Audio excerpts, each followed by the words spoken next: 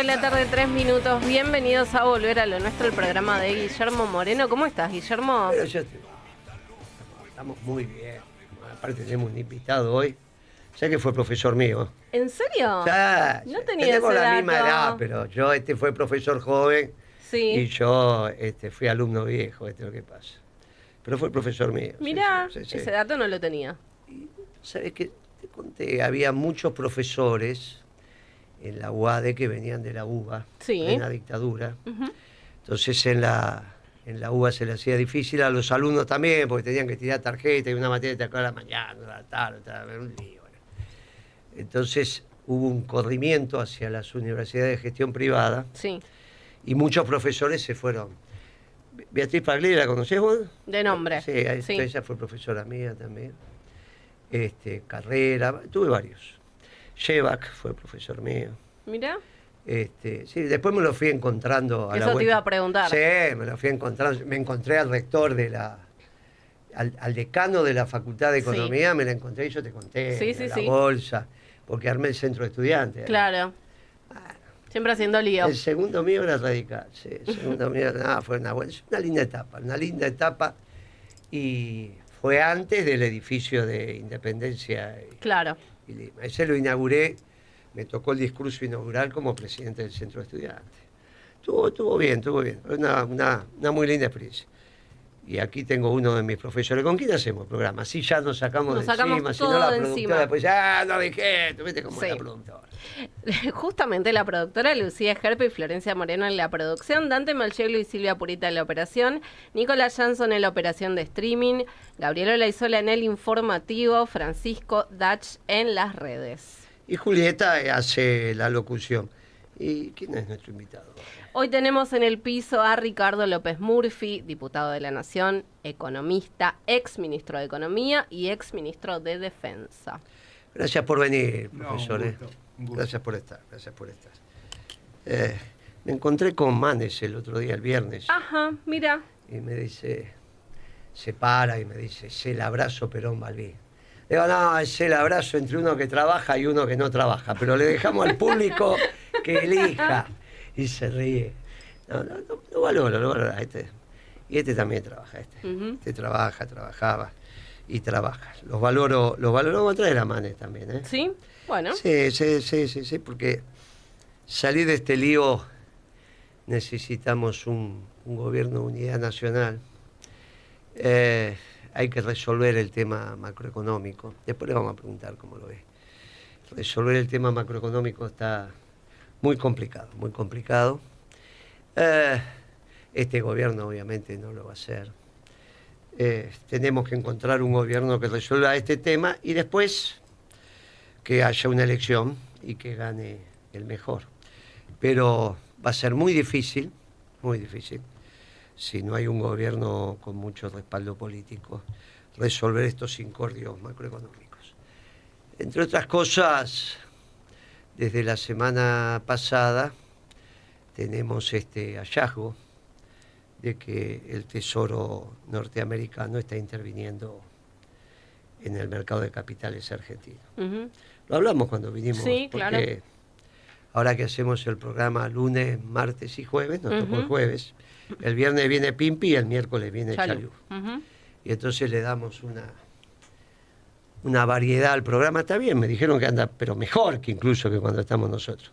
Dice que vos interveniste, pero tremendamente con Pimpi. Estaba muy contenta. Sí, qué bueno. Con Chalú no pude hablar, pero estaba tremendamente contenta Pimpi del programa que hizo y que vos te portaste bárbaramente. Como Yo la adoro a Pimpi. Que Pimpi te deje hablar a vos, mirá, es un hallazgo. Yo te dejo poquito, pero que Pimpi te deje hablar. Vos decís, somos dos potencias. Sobre todo aquello, no sabe lo que es Pimpi. Bueno, pero me alegra que esté bien. Este hallazgo finalmente es el gobierno norteamericano, porque allá, igual que acá, el Poder Ejecutivo es unipersonal. Pero bueno, allá se llama secretario del Tesoro. No es exactamente el ministro de Economía, es algo parecido, pero no es. Ella la política monetaria la hace la Reserva Federal. Secretario de Comercio, que es un par, define el comercio interior y el comercio exterior. Y el Congreso tiene, porque es es una unión de estados, ¿eh? Sí. O sea, no es, viste que dice, es una unión de Estados Unidos. Ujú. No es exactamente, pero los estados, que serían las provincias, mantienen ciertos poderes que no han delegado. Sí. Delegaron como corresponde los más relevantes para que haya, entre otros, una sola moneda, y el comercio exterior y la aduana y bla, bla, bla, bla. Pero es un secretario de Hacienda con mucho protagonismo, ¿está bien? Pero, y vos sabés que no es economista, Scott. Sí, lo hablamos. Es como Abal Medina, el licenciado en Ciencias Políticas. Ujú. No, porque dicen, no, y se encontraron con en la tranza de monedas, con Caputo y compañía, y el segundo de Caputo, sobre todo en la época de este chico Scott, que jugó fuerte porque era el que tenía que operar. La decisión la tomó Soros contra la libra esterlina. En esa época todavía no era el euro. Bueno, ahora tampoco. El euro no son todos, son muchos países europeos, pero no es Suiza, no es Inglaterra, entre otras cosas, que aparte se fue de la Unión Económica, pero nunca estuvo en el euro. Esa es la expertise. Las decisiones que él empezó a explicar con su tuit, tiene algunas frases muy interesantes. Compré caro y vendo barato. Sí. Compro caro, vendo barato significa que el tipo de cambio... perdón, compré barato, vendo caro, me equivoqué. Compré barato, vendo caro. Significa que él está pensando que el tipo de cambio va a ir para abajo. Él puso dólares, compró pesos, Ujú. y con esos pesos va a comprar más dólares. Compro barato, vendo caro. Significa que el tipo de cambio va para abajo. Significa que a la sociedad rural mucho esto no le va a gustar, porque la sociedad rural necesita que el producto que tiene sea caro en dólares para que sean muchos pesos. Si es barato en dólares, no son muchos pesos. Ujú. Cuando le pasó eso, le pasó en la convertibilidad, pero Menem le sacó las retenciones. Acá también quisieron sacar las retenciones, pero fueron 3 días. Sí. Y este muchacho Scott le dijo, vuelvan a poner las retenciones, que los productores de soja nuestros se están quejando. Ujú. Porque venden ustedes cuando tenemos que vender nosotros. O sea, tipo de cambio bajo, 1.500 yendo a 1.000, digamos, no a Sí. 2.000. Y con retenciones se va a enojar la sociedad rural, se va a enojar la industria, se va a enojar el turismo receptivo, se van a enojar muchos, Ujú. se va a enojar el capital. Ya está enojado, se va a enojar más. Claro, solo eso, no. También dijo, vamos a hacer un swap, que es un intercambio de monedas. Sí. Lo hicimos con los chinos. ¿Sirvió para algo? Para nada. No sirvió para nada. Empezó la decadencia del aparato productivo argentino, ni te cuento cuando encima tuviste que usar 5.000 millones de dólares porque estabas realmente mal. Fueron 18.000 millones de dólares, 13.000 todavía están en yuanes, y 5.000 lo gastaste, que se los debes. Ahí aparece la deuda. ¿Es la firma del instrumento lo que está mal? No, es el instrumento. ¿Para qué querés? El intercambio de monedas. No, la verdad que no sirve, no es algo que... Solo eso no. El mercado de capitales argentino, como todo el mercado de capitales, como todo el mercado de capitales también, tiene patrones, tiene los tipos que hacen al mercado. Se juntan entre ellos, hablan. El mercado de capitales argentinos, hay algunos en la bolsa, pero participan fuerte los bancos de capitales nacionales. No son tantos, hay varios, pero hay 2 que son los que ordenan el mercado. Si vos decís, están las cuevas, después están los mayoristas. Ujú. Entrás por la puerta de adelante, vas por la puerta de atrás, te metes en los bancos. Ujú.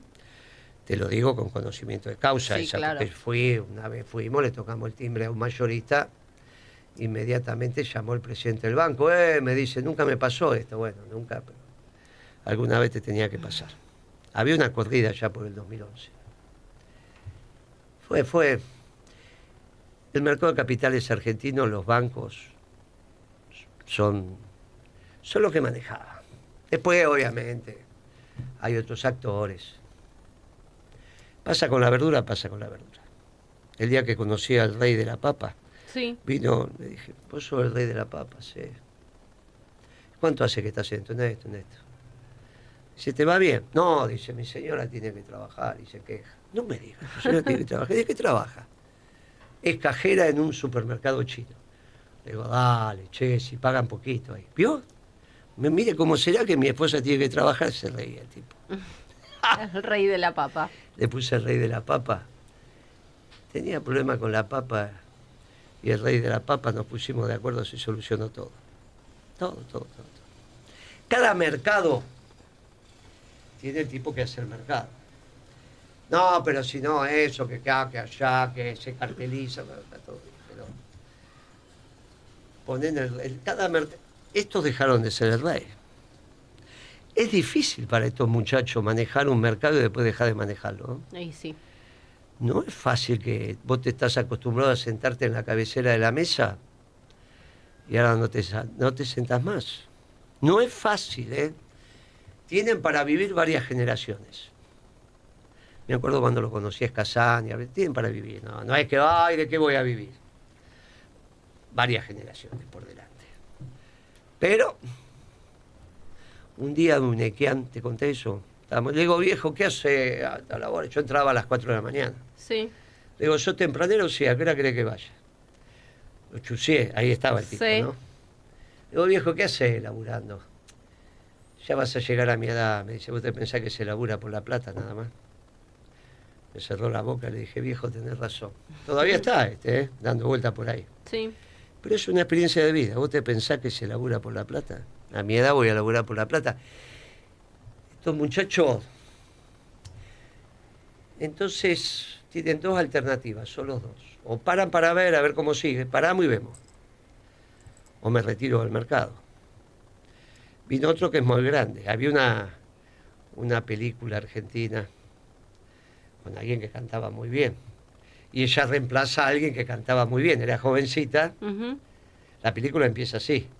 A la que cantaba no le daba el alto y aparece la cantante. Sí. Y es la vida de ella. Hasta que el alto no le da y viene la piba. Bueno, es la vida. Sí, claro. Te tenés que retirar. O no. Hay que ver qué hacen estos muchachos. Ya lo veo al mercado de capitales votando al peronismo. Lo veo a la sociedad rural. Lo veo a los muchachos del sistema financiero más todos los demás. Tienen un lío, ¿eh? Tienen un lío. Ahora, en esto también vamos a tener opiniones con el profesor. Porque hace rato que venimos diciendo que se construye un occidente ampliado. Empezó el Papa, siguió Putin y los norteamericanos, volvió Trump, que había iniciado esto en su primera gestión. Y Trump dijo, voy a ir muy rápido, y va yendo muy rápido. Y te dije a vos que quedaban dos temas antes de resolver Ucrania y antes de resolver la batalla final, que es por el Pacífico Sur, o Mar de China, como lo quieras decir, que era Medio Oriente y el Atlántico Sur. Y te dije, mirá que van en ese orden, pero ahí van así. El Medio Oriente lo van a resolver rápido, lo resolvieron. Ujú.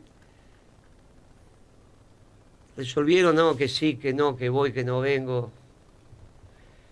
Lo más difícil de resolver en Medio Oriente fue el arsenal nuclear de Israel. Porque Trump le hizo pedir disculpas a Netanyahu, tipo brillante, ¿eh?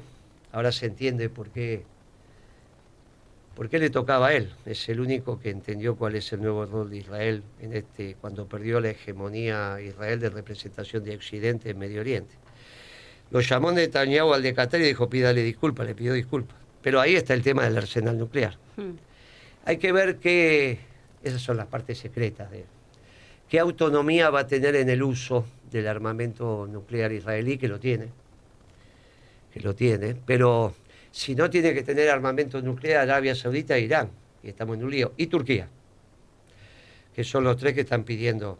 Pero bueno, me parece que el arreglo es ninguno con armamento nuclear. Israel se garantiza que ningún Estado árabe va a pedir su destrucción. Y viene el Estado palestino, que es el punto número 20, 19-20 de esto. No, va a ser punto 19-20. Las negociaciones se dan entre los duros. Este que tengo enfrente es un duro. Yo me llevo así, porque es entre duros, no es entre... Lo blandito está todo bien, es entre duros. Con firmes, pero entre duros. Netanyahu era un duro y los otros también. Los otros también. Los otros, obviamente, ya está. El Estado palestino va a ser... Y ahora va a estar todo... Me costó esto de decir, mire que Netanyahu es el que tiene que estar. No viste que yo, pero Moreno, mira la cosa que dice, que no... Era el que tenía que estar. ¿Va a ganar las próximas elecciones? No. En Israel no. Le va a pasar lo de Churchill. Pero cumplió su rol. Todos los dos cumplieron su rol. Y los dos tienen que desaparecer. Y ahora toca el Atlántico Sur. El Atlántico Sur tenemos un serio problema con nuestros enemigos, que son los británicos, porque tienen el 25% de nuestra superficie. No son ni las Malvinas, Sandwich y yo, no, porque tienen la zona económicamente exclusiva, 200 millas.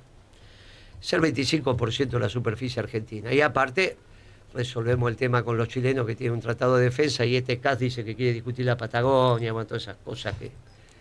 No es que dice que no, lo sigue diciendo. Y a su vez se justapone el tema de la Antártida, con los británicos y con los chilenos, nuestra porción de pizza. Todo eso se está resolviendo en este acuerdo país-país. El problema es Milei, que son los instrumentos. Si estaba López Murphy de presidente, igual, Estaba Kirchner, igual. Estaba Cristina, igual. Está Moreno, igual. El acuerdo país-país es de América para los americanos, no los norteamericanos. Es como cuando Perón firmó los acuerdos petroleros con la California. Y ahí retomó eso de América para los americanos. Porque decía, no, pero son pueblos muy difíciles, tiene que ser más solidario. Todo lo que decimos. Viste que yo te digo que Trump es medio peronista por la política económica. Sí. El resto todavía levanta muros, no construye puentes. Pero el acuerdo país-país por ahí nos permite recuperar el 100% de nuestra superficie. Y bueno, después veremos cómo sigue. Esa canción me vino justa, viste que tengo un programa a la noche los viernes, sí, que decía, la quiero compartida antes de vaciar mi vida. Sí. Ni Pimpi ni Guitia sabían de la canción, el único romántico el viernes ¿Te das cuenta? Pero vos viste lo que fue. Y Guitia que tiene la cartera cada vez más grande. Cada vez más grande. Sí, yo que decía, la prefiero compartida antes que vaciar mi vida y recuperar hegemonía en el Atlántico Sur, que la perdimos. La perdimos. Claro, ahí viene la discusión sobre los chinos. Estos instrumentos son una porquería, porque no lo hacen muchachos que entiendan de economía. Son muchachos timberos. No son muchachos de trabajo, son muchachos timberos, de los dos lados. De los dos lados, pero está bien, ellos tienen derecho, ¿no? El problema es que nosotros tenemos un timbero. Y no entienden de macro y piensan. Entonces hoy Milei te dice, me va a salir dólares hasta las orejas. ¡Ay, Milei! No se suponía que el peso era un excremento, ahora lo que te sale por la oreja es porque no sirve. Ay, Milei, porque el dicho no es dólares por las orejas, ¿sabés cómo es el dicho? Que te van a salir cuando estás constipado. Ah, mira. ¿Viste? Sí. Mirá, él lo adaptó. Pero no se pone que el peso era el excremento. Ay, Milei, ay, Milei, ay, Milei. Qué pavadas que decimos. Sobre esto es que vamos a reflexionar con nuestro invitado. Le vendemos porque el sistema capitalista hay que vender. Y tenemos 3 bloques para nuestro exministro de Economía, exministro de Defensa y una persona que yo aprecio especialmente. Hace rato que no lo veía, la última vez habíamos estado comiendo en el Puerto de Oliva. ¿Te acordás de eso? No sé. Habíamos estado comiendo en el Puerto de Oliva. Espacio seguido por la Dirección Nacional Electoral. ¿Cómo se frena una...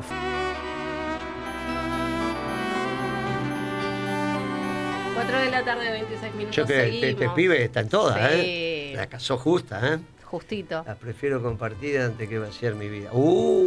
Profe, ¿cómo anda? Muy bien. Anda bien en esta selección, va a andar bien. Espero que sí. Sí, va a andar bien, vale. Los radicales... Estoy luchando para eso. Muy bien. ¿Cómo está viendo la cosa, profe? A ver, va a empezar por la negociación con Estados Unidos, con Scott Bessent. Voy a marcar 3 cosas. La primera, que a mí no me gusta que opinen sobre nuestra política tributaria. Yo creo que un gran error que la Argentina tenga impuestos tremendos sobre el agro cuando exporta. Creo que Scott Bessent es explicable que defienda a los farmers americanos, pero nosotros necesitamos defender a los productores argentinos, y yo creo que es verdad que si los dejan a los nuestros competir sin limitaciones, nos los llevamos puesto a todos. Así que ahí quiero marcar esa discrepancia que la he hecho varias veces, porque hay muchos en Argentina que proponen lo que propone Scott Bessent y yo estoy en la antípoda. Segundo, a mí yo no comparto la reflexión de Scott Bessent sobre qué tipo de cambio es correcto.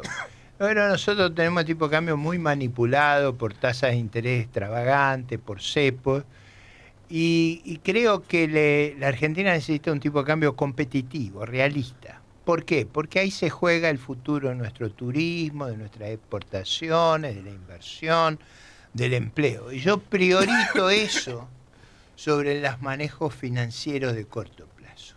Y en tercer lugar, quiero decir que si uno tuviera que entender el núcleo de mis propuestas, yo no quiero ser un país mendicante, no quiero auxilios de nadie. Quiero que reganemos el prestigio y la autoridad de estar autónomos financieramente. Y eso se logra con políticas fiscales y monetarias serias, previsibles. Yo alguna vez hablé de un ministro célebre que es Víctor Molina, que es el ministro del BEAR, pero por una razón, no por volver a la historia, sino porque era un momento de extraordinaria confianza en el país. Y yo quisiera que nuestra ciudadanía y el resto del mundo volvieran a confiar con nosotros. Es verdad que es difícil después de 10 defaults, 5 confiscaciones de depósitos, pero retomar la confianza en nosotros mismos me parece fundamental. Y digo, lo hago no por cuestiones económicas solamente, lo hago por orgullo nacional. En el fondo, yo soy un nacionalista de fines y valoro mucho la autonomía y la afirmación nacional, y a mí me da vergüenza que andemos con la gorra pidiendo auxilio. Así que yo quiero que quede claro, a mí me molesta tener que estar pidiendo auxilio. Y yo haría políticas para nunca pasar esa vergüenza. Eso es muy esencial. La autoestima es crucial en la vida personal, en la vida de los países. Y yo tengo muy alta la autoestima de mi patria y la mía personal para estar ahí arrastrándome. Así que quiero dejar en claro ese punto. Está muy claro, somos los dos nacionalistas, uno más popular que el otro, o no. Eso es lo que vamos a no, yo no discuto. Yo digo que soy un nacionalista de fines. Porque a veces los medios pueden ser discutibles. Lo que no se puede discutir es los fines. Yo me debo a mi patria y me debo de una manera muy profunda. Yo vengo a este programa y a la campaña descarnado. No tengo objetivos personales que gratificar. Vengo a servir a mi patria. Yo utilizo la palabra descarnado y la primera vez que la escuché fue cuando Bobbio operó. Exactamente. Vuelvo descarnado, dijo el viejo después de los quilombos que habíamos armado en Ezeiza.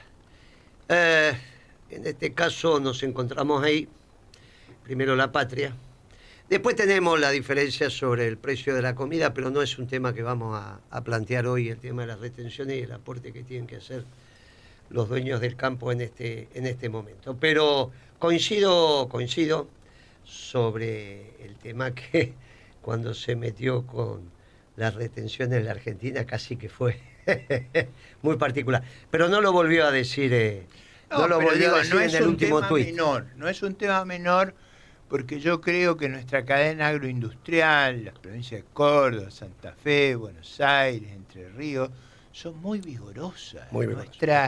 La capacidad que tenemos ahí es más que la vaca viva es más que la vaca muerta. De eso no hay ninguna duda. Entonces yo digo, no subestimemos ese enorme potencial. Y alguien me dice, pero usted es candidato por la Ciudad de Buenos Aires. Sí, pero como diría Sarmiento, yo soy del interior en Buenos Aires y porteño en el interior, soy argentino en todas partes. Y esa es una prioridad nacional, recuperar el vigor de nuestras exportaciones, el empleo, la producción.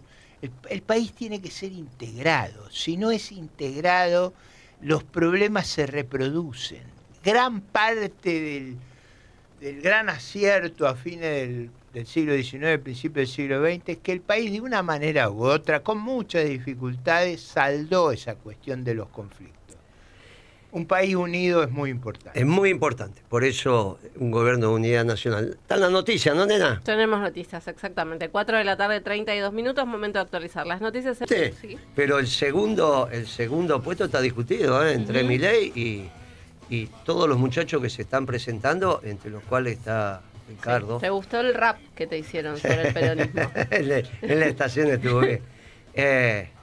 Se asustaron 2 veces. Esa la primera y la segunda cuando dije, cuando Esper empieza a hablar, esto termina en Milei, porque a mí Milei, en mi oficina, junto con Giacomini, me dijo que se habían separado de Esper porque sabían que la plata que recibía Esper en el año 19 era plata de dudoso origen. Así que no es que Milei pues decir, yo no sabía, profesor, usted. No, si lo dijiste en mi oficina, Milei. Así que si Esper llega a estar con ese trajecito naranja que ponen en Estados Unidos, sí. Pero ya va a empezar a hablar en el avión. Antes de subir el avión ya empieza a hablar. Y esto termina en Milei. Ahí se me miraba. Vos no porque te acostumbraste ya a estas cosas. Pero no, yo la otra me miraba. ¿Cómo anda la campaña en Capital, profe? ¿Cómo anda? No, bien. Yo creo que estamos... Yo no tengo los medios que tienen tanto el gobierno como el gobierno nacional, como el justicialismo, pero yo creo que nosotros tenemos una gran identidad con la ciudad de Buenos Aires, recorremos mucho los barrios, yo hago una campaña muy tradicional, camino mucho las calles, me encuentro con la gente, voy a todos los medios, es decir, hoy, esta es la 4ª radio que estoy hoy. Estuve en Colonia, en Esplendid, en Rivadavia y ahora en Del Plata. O sea, me expongo mucho, porque yo estoy muy seguro de mi historia, de mis archivos. Uno puede coincidir o no conmigo, pero ha habido una gran coherencia histórica. Y yo soy un gran defensor de la ciudad de Buenos Aires, no solo de los ciudadanos, sino de los contribuyentes. El gobierno anterior le sacó a la ciudad mucho dinero y este gobierno nunca se la devolvió. Y es un número enorme, son 7.000 millones de dólares. Esa plata, más aún, en el presupuesto no está la coparticipación a la ciudad de Buenos Aires, por eso hizo un escándalo el día de la sesión por ese tema. Digo, yo respondo no solo a mis conciudadanos, sino también a los contribuyentes de la ciudad, y subrayo eso. Esta ciudad se pagan muchos impuestos, es razonable que alguien los defienda. Es el rol que me he asignado, ser un gran defensor de la ciudad en materia de recursos que se distribuyen, y no pido nada del otro mundo, pido lo que la Corte estableció, que se respete el principio que está en la Constitución, y lo voy a defender con mucha firmeza, porque es verdad, los intereses míos son los intereses de los contribuyentes de la ciudad. Teniendo esto el marco nacional, pero yo soy diputado nacional por la ciudad de Buenos Aires y respondo a mis mandantes. Y cómo, está bien, es una campaña austera, como tenemos que ser, caminadora, ¿cómo está viendo? ¿Cómo estás viendo que se están desplegando las fuerzas? Hay cantidad y decenas que se presentan, ¿no? Es cierto, en general yo veo me cruzo con poca gente en la calle de otras fuerzas. Es verdad que creo que apuestan más a otra estrategia que la nuestra. La nuestra es muy de ir a ver al conciudadano, o sea, es nuestra forma de ser. Yo tengo una lista que la integra mucha gente joven, entonces, y yo tengo un buen estado físico, así que caminamos 25.000 pasos, o sea, no es que caminamos 2 cuadras.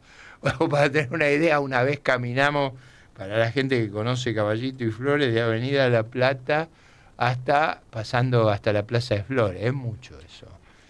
Caminamos, vamos por una vereda, volvemos por la otra, o sea, hacemos ese esfuerzo, eso por supuesto vamos a los medios y a veces vamos a la academia, o sea, al que esté interesado en escuchar en detalle nuestras posiciones, hemos grabado una larguísima exposición en la Academia Nacional de Ciencias Morales y Política, en el Instituto de Política Económica, sobre los 14 bloques de nuestro programa. O sea, apuntamos a todos los públicos, estamos como los sacerdotes en el sermón, tenemos que hablar para el conjunto. Ahora, Si vamos a un grupo intelectual, le hablamos digamos, los problemas en un nivel de detalle, pero le hablamos también al ciudadano común. Nuestras consignas tienen que entenderse por las pymes, por el empleo, por una seguridad muy importante. Nosotros creemos que la lucha contra el crimen organizado y contra la criminalidad común es muy importante. No hay libertad sin seguridad. Una virtud que tiene nuestro sistema político, con todos los defectos que tiene, es que no fue penetrado por el narco. Y tenemos que darle con este escándalo que hemos tenido, una enorme importancia a que eso no ocurra. Cuando el narco logra infiltrar el sistema político, estamos perdidos como país. Por eso yo le doy una enorme importancia a hacer un cordón profiláctico. Ahí no tiene que haber ninguna vacilación en la lucha contra el crimen organizado. Después hacemos mucho énfasis también, es conocida mi obsesión para que podamos tener empleo, nos tenemos que adaptar a la revolución de la inteligencia artificial. ¿Y cómo uno se adapta a eso? Con 3 vías.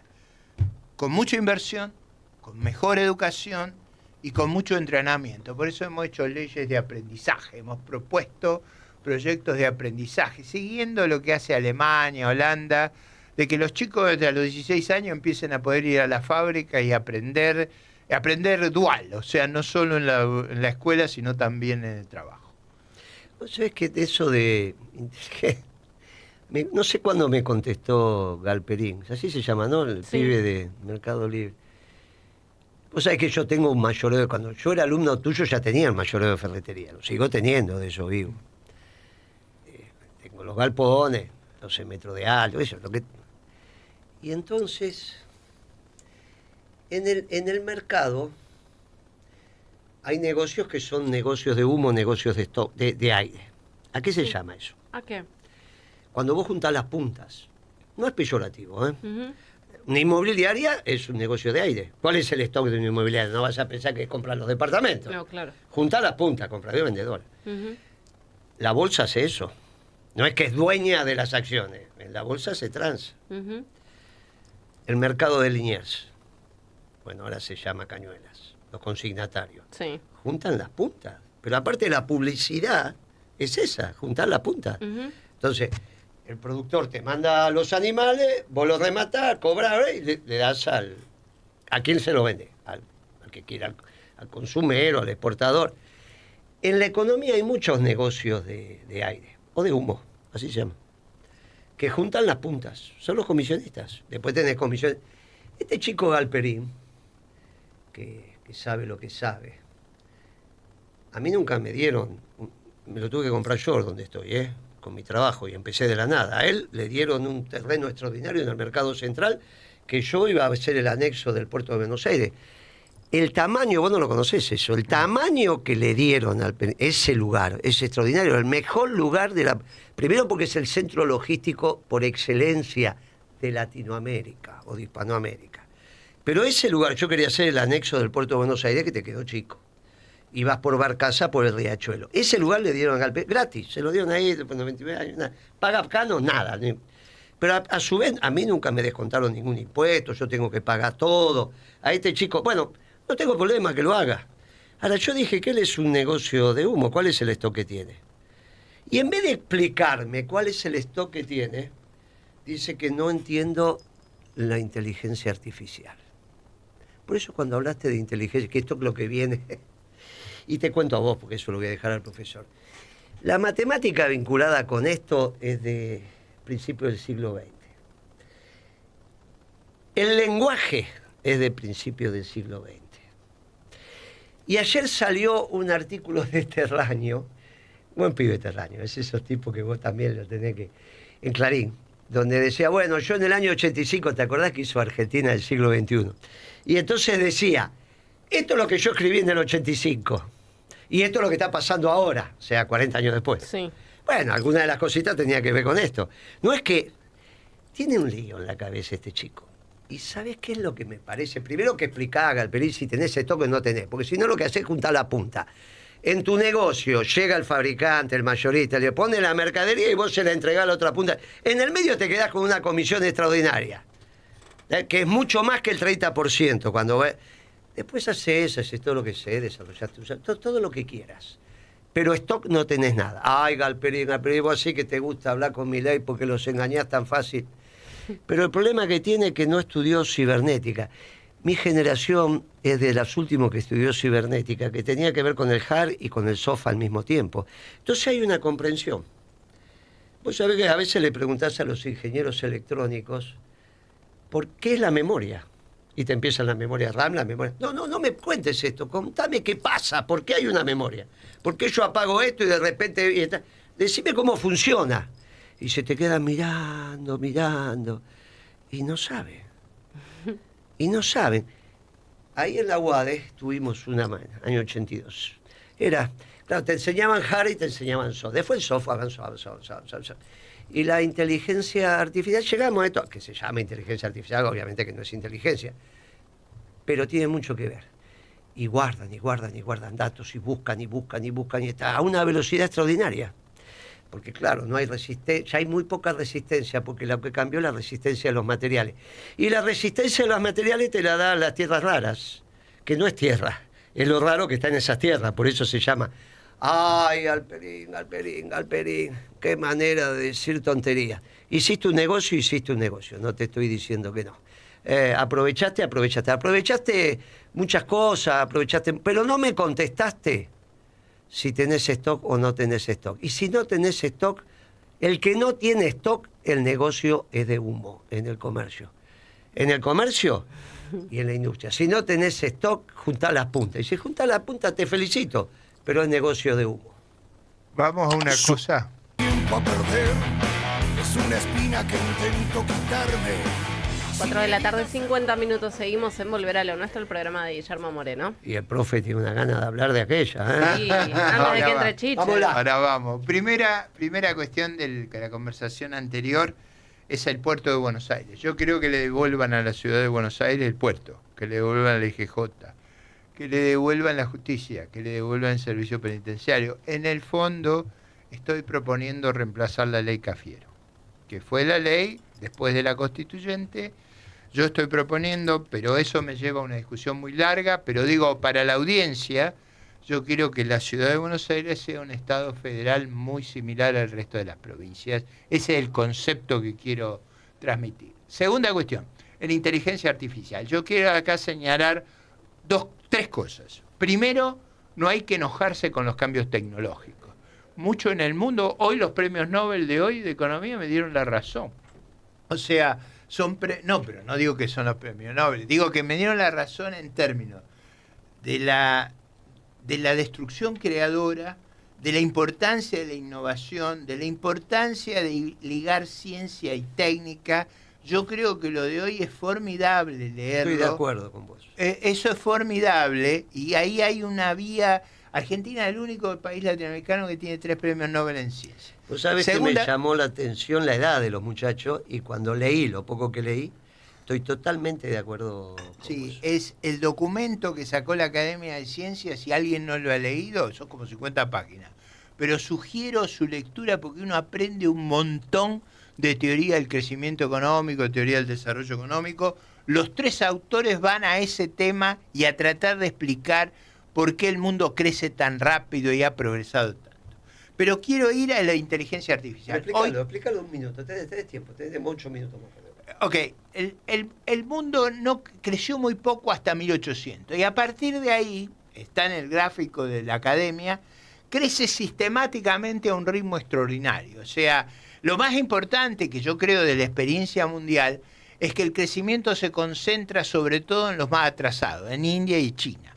Y eso es muy importante, o sea, los países que más han progresado son los países más populosos y más pobres. Y ahí hay algo que es muy importante para la estrategia argentina. Ambos gigantes son muy complementarios de nosotros. Estados Unidos es muy sustitutivo a nosotros. La matriz productiva de Estados Unidos tiene mucho que ver con la nuestra. China e India no tienen que ver con nosotros. Son muy complementarios. Es una cosa muy estratégica lo que estoy diciendo y hay que tener mucha lucidez para ver ese problema. Vamos a la inteligencia artificial, que me parece muy importante. Pero digo, del tema anterior, sugiero fuertemente la Academia, cuando presenta los premios Nobel, agrega un apéndice sobre por qué dio el premio, son como 50 páginas. Justifica. Es extraordinario el documento que han sacado, extraordinario. Ahora vamos a la inteligencia artificial. 3 cosas quiero decir. Primero, no hay conflicto entre el progreso y el empleo. El progreso en la agricultura, 95% se empleaba en la agricultura a fin del siglo XIX, ahora se emplea el 1%. Esa revolución fue más desafiante que la de la inteligencia artificial. Segundo, la inteligencia artificial requiere energía, requiere cobre, requiere litio, requiere muchas de las cosas que nosotros tenemos. O sea, hay pocos países que tienen los recursos naturales y tenemos el clima. La meseta patagónica es ideal para todos estos centros, este anuncio que se hizo. La Patagonia coincide la tenencia de energía, la disposición de energía y un clima frío, porque estos centros, las computadoras se calientan mucho, necesitan una temperatura ambiental como la de nuestras mesetas patagónicas, que además tenemos esa zona deshabitada, o sea, no es un lugar que tuviéramos gente porque no tenían capacidades productivas. Así que es enormemente, es una oportunidad inmensa para Argentina y hay que saberla tomar. Hoy, Carlos Regazzoni, un médico que fue director de PAMI, publica un documento que invito a leer sobre inteligencia artificial y salud. Él dice algo muy importante: la inteligencia artificial va a permitir alargar la esperanza de vida porque mejora mucho los tratamientos. Y él dice, tenemos que reformar la seguridad social, la salud, etcétera, porque si la gente va a vivir 15 o 20 años más, los sistemas de seguridad social se tienen que adaptar a la esperanza de vida. Digo, lo dice en un ambiente de gran expectativa. Yo, al revés del resto, yo soy muy esperanzado. A ver, Guillermo, yo creo que la Argentina tiene una inmensa oportunidad. No es todo ese pesimismo que hay. Estamos lejos de los escenarios bélicos. Tenemos el mejor acuerdo atómico con Brasil de salirnos del escenario bélico. No tenemos conflictos raciales, no tenemos conflictos religiosos. Somos socios de nuestros países vecinos. Tenemos una oportunidad inmensa si nos ordenamos, si hacemos cosas de sentido común. Yo no pido cosas raras, yo creo que el preámbulo de nuestra Constitución, cuando Alberdi y Juan María Gutiérrez lo escriben, dicen una cosa muy importante: contribuir a la unión nacional, afianzar la justicia, consolidar la paz interior y asegurar los beneficios de la libertad. Y hacen algo que choca, pero que a mí me parece muy bien: invocamos a Dios, fuente de toda razón y justicia. Esa es nuestra historia, a esa es la que vengo a reivindicar, y por ese programa yo soy candidato. Por el programa de la concordia, de la unión nacional, de la Constitución nacional, por respetar nuestras instituciones y por hacer de la integridad y de la buena conducta un patrón vital en la vida política argentina. ¿Sabes qué falta? Porque me dice, che, ¿por qué siempre sugerí que López Murphy sea el presidente del Banco Central? Y he hablado con él, yo alguna vez, hace mucho que no hablo. A ver, suponete que te piden que seas presidente del Banco Central y tenés libertad para trabajar, obviamente, ¿no? De eso estamos hablando. Si no, no tiene, ni siquiera nos ponemos la camiseta para levantarnos, si no tenés libertad. Somos de esa generación donde de verdad es el libre albedrío entre nosotros, disciplinados, pero siempre de acuerdo a las convicciones. ¿Cómo sería tu política monetaria? Yo creo que, olvidémonos de la posibilidad que haga yo no me olvido, desempeñe esa responsabilidad. Yo nunca me he negado a nada que mi patria me ha demandado. Eso todo el mundo sabe, que si mi patria lo necesita, dispone de mí. Pero yo tendría una cosa muy clara.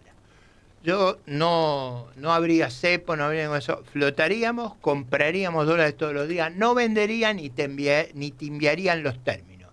Las timbas se acaban, ¿sí?, en el Banco Central, y no le daría apoyo a la tesorería. Yo haría algo como hacen los peruanos. Los peruanos han tenido los presidentes en la cárcel. Acaban de sacar el presidente, en Perú no se mueve nada. El presidente del Banco Central hace 20 años que está. Es un personaje. Lo mismo cuando se hace la transición en Chile del gobierno militar a la democracia. En lo que se ponen de acuerdo es en la presidencia del Banco Central, que se la dan a Andrés Bianchi, que era el economista jefe de CEPAL. Decime dónde pondrías la hoja en blanco. ¿Cómo trabajaríamos con la tasa de interés? ¿Cuál es No, tu idea? yo no creo, yo nunca creo que sea bueno tener tasas extravagantes de interés. La tasa de interés en todos los modelos de crecimiento se parece a la tasa de crecimiento de la economía.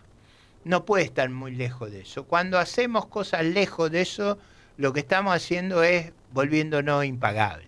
Por eso yo sería muy disciplinado. Alguna vez dije que yo quería, lo dije en la campaña del 23, que yo quería que adoptáramos el programa de responsabilidad fiscal de Ricardo Lagos. Ricardo Lagos en el 2000 dijo, Chile tiene que tener un superávit de 1,5. Y lo dije con cierta astucia.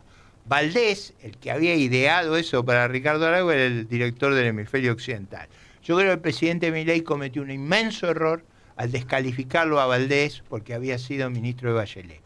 Ese fue un enorme error. Valdés era un gran funcionario. Ahora, el que está a cargo es un hombre muy preparado, pero era muy importante que reconociéramos no solo la aptitud técnica de Valdés, sino esa idea que tuvo de reglas fiscales permanentes. Fue lo que hizo Fernando Henrique Cardoso, que después el gobierno que lo siguió lo respetó. Todo el tiempo. Vos sabés que ese Lagos fue el que planteó la invasión en la Argentina cuando me tocó cortarle el gas. Lo que veo en su memoria, pero viste que los chilenos son queridos y a veces hacen estas cosas.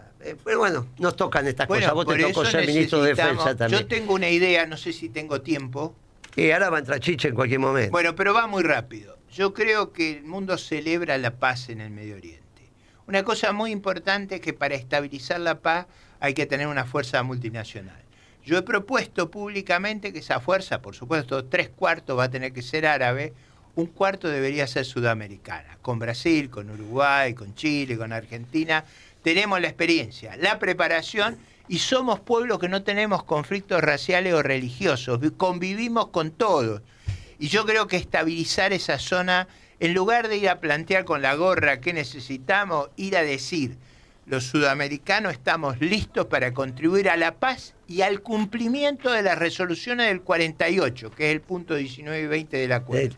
Exactamente, el punto 19 y 20 del acuerdo. Muy bien, estamos muy contentos con la paz en Medio Oriente, estamos muy satisfechos, creo que vamos a un lugar que lo venimos planteando desde mucho lugar, este occidente ampliado, que básicamente tiene como ordenadores al Papa, en su momento Francisco, ahora León, a Putin y a Trump. Y en eso la Argentina es occidente, en este occidente ampliado tenemos que recuperar nuestra presencia en el Atlántico Sur. Te agradezco mucho, cuando puedas nos damos una vuelta, te va a ir bien en la elección. Te vas a llevar unos cuantos votos, porque lo que están discutiendo ahora es quién sale segundo. No, pueden ser los gobernadores o puede ser Milei. Primero ya se sabe, primero sale el peronismo. Muchas gracias, Muchas profesor. gracias, Guillermo. Hasta luego. Presenta Maxi Consumo, el supermercado mayorista donde siempre ahorrar.